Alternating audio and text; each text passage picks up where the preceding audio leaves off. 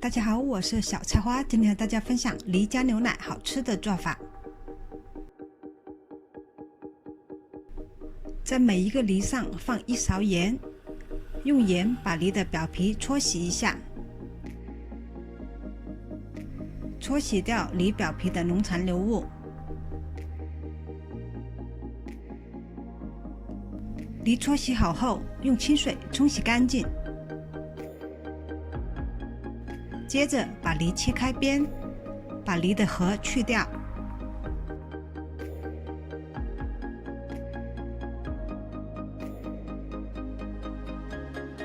再把梨切成梨丁。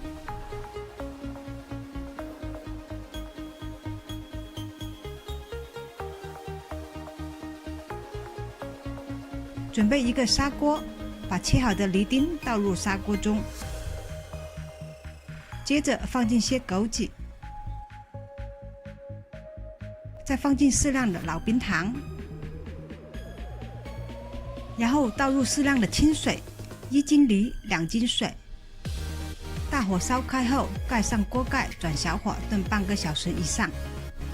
半个小时后，梨汤煮好了。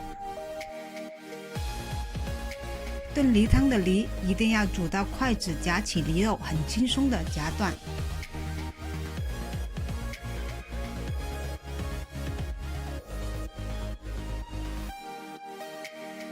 梨汤煮好后，把梨肉全部捞起。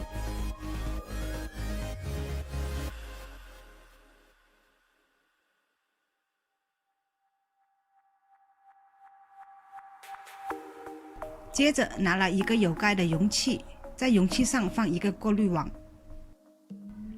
把梨汤过滤倒入容器里，过滤掉梨汤里的杂质。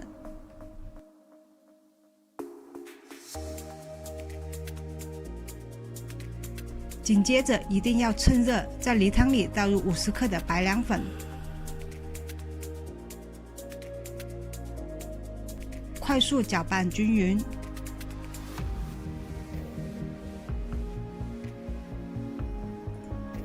不要装得太满，盛出来一点，大概装个70%满就可以了。拌匀后稍微放凉。放凉后盖上盖子，把梨汤放到冰箱冷藏半天。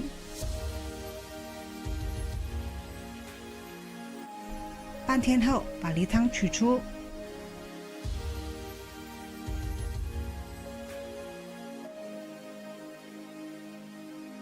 冰过的梨汤晶莹剔透，冰爽清甜，像果冻一样。最后倒入无糖的纯牛奶，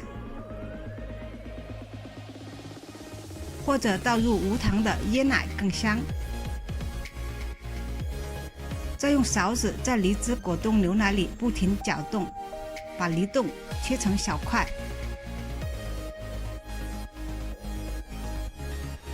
今天清热润燥、超好吃的梨汤牛奶就做好了。喜欢我的视频，欢迎分享、点赞、关注。